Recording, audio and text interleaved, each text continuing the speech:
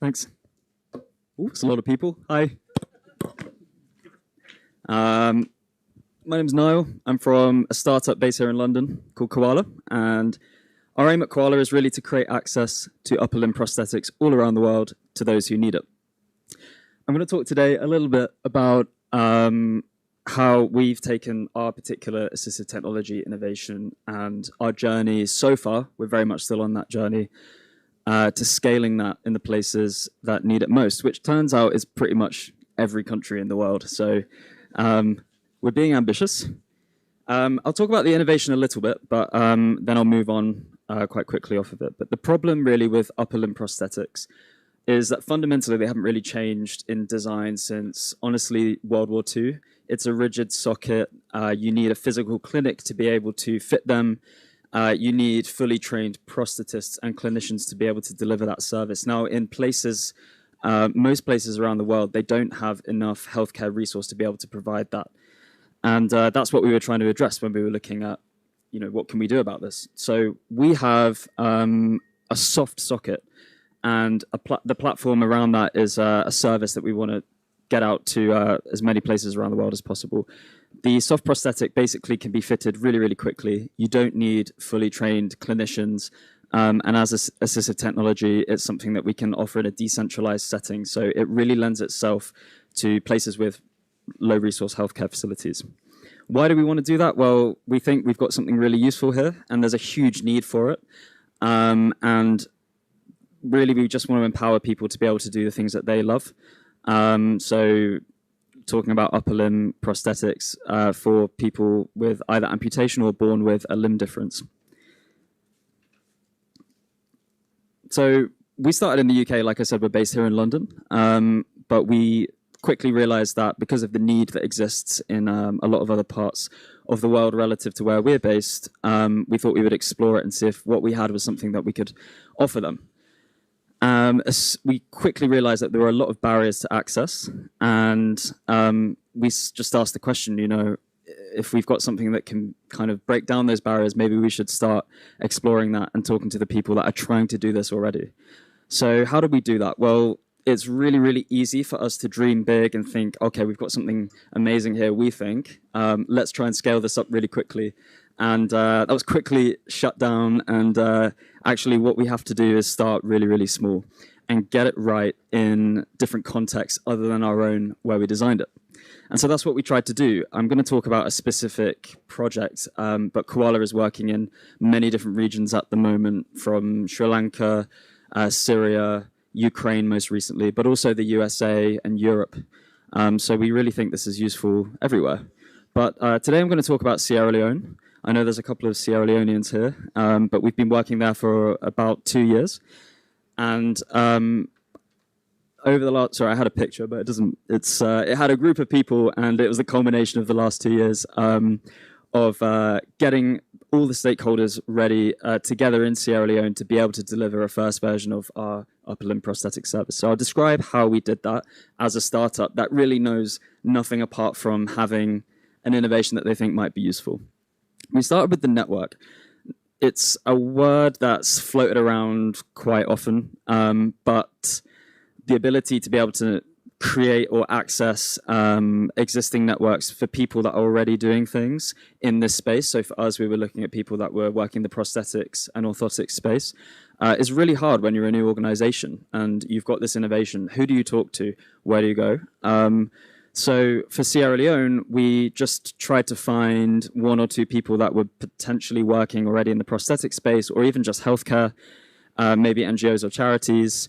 And we found one guy. His name's Dr. Abs. I'm going to give him a shout out because a few people know who he is.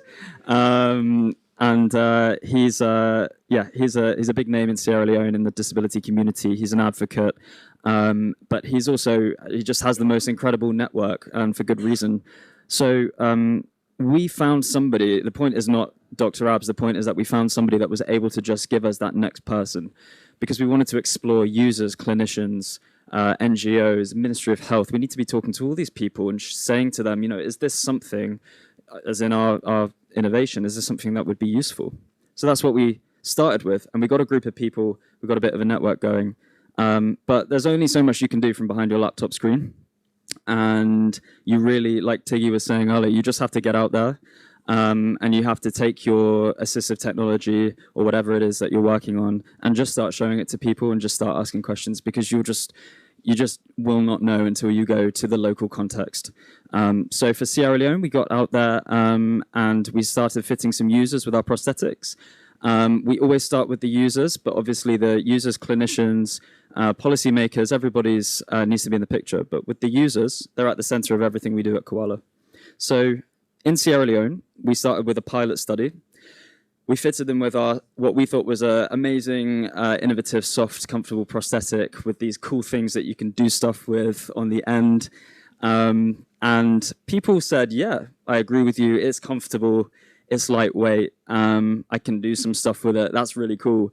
And we were like, great, problem solved. And they were like, well, I'd never wear it though. And we were like, oh, okay. What do you mean you'd never wear it? Like, they said, well, I hate the way that it looks. Like, I would never wear this outside of my home. And we said, okay, that's a big problem, because you need to be able to use this in the community if we're going to start, addressing functionality for you. It's not just in the home environment. So they said, well, you need to listen to us, because actually there's a huge stigma here. And yeah, we thought it would be great if you could just not worry about the way that you look in the local community, but that's not the reality in a lot of parts of the world. Stigma exists. So we had to go back and redesign a prosthetic, make a cosmetic version, change the skin tone, give a cosmetic hand. And in addition, we gave our functional tools, which were the bits that look a bit funky, a bit like, oh, I'm not sure if I'd wear that. But if you give people both and you recognize the reality of stigma persisting in the communities, then hopefully we can start to address that by getting people comfortable. But we can't jump straight to, or ignore that that's not there. So that's what we did. The users were a lot happier when we went back with the cosmetic example of a prosthetic. And as a byproduct, which we didn't know would happen, is the people that we were trying to convince to work in Sierra Leone, which are clinicians, prosthetists, people within the Ministry of Health, were really impressed that we had basically gone there, not just flaunted about our kind of innovation that was designed in London. Actually, we'd listened to people there and adapted the design and made it for the local context. And that's something that Koalaa does everywhere, whether it's California or Freetown. It doesn't matter. You have to just adapt and work in relevant to the local context. Again, we spoke to the clinicians. We needed to, in order to break down barriers to access in Sierra Leone and other places, you need to get not only the users on board, but the clinicians.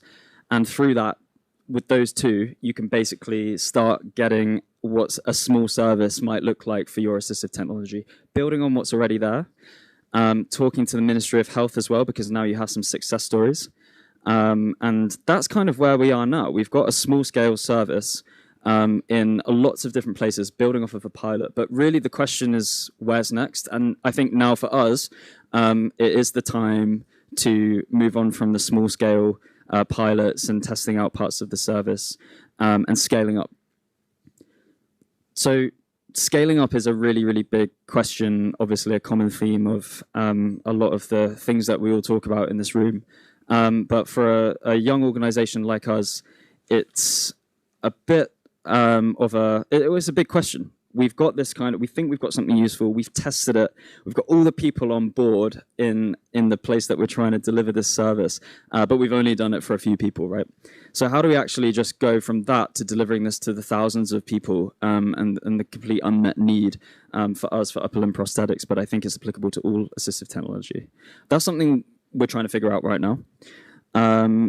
Really what you can get from your initial work on pilots and understanding the users is powerful stories showing that your assistive technology is really empowering people to do things that they couldn't do before. In addition, we basically need to use those stories to talk to people that can help us scale the problem. So who are they? That was a question I was asking myself for a long time.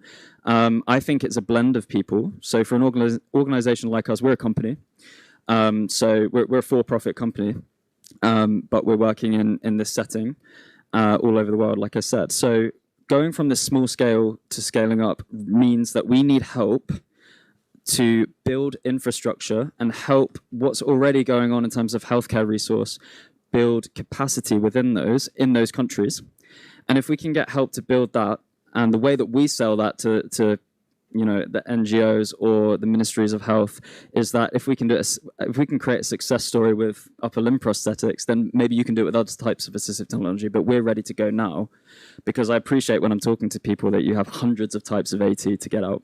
But let's get it right with one right now. So that's how we need to work with these people to build infrastructure, finance that, so that we can be in a place to deliver assistive technology at scale. In addition, if we can get that financed, we can basically bring down our manufacturing costs, because the ultimate aim really is to not rely on NGOs, although we do need to at the start, just in certain countries. But we want to get to a stage where we can roll out our assistive technology with the healthcare system that already exists in places like Sierra Leone. So by creating infrastructure capacity that can deliver it, bringing down our manufacturing costs through partners that can help us get to that stage, then hopefully locally, people can continue delivering that assistive technology service in the future. So thank you very much.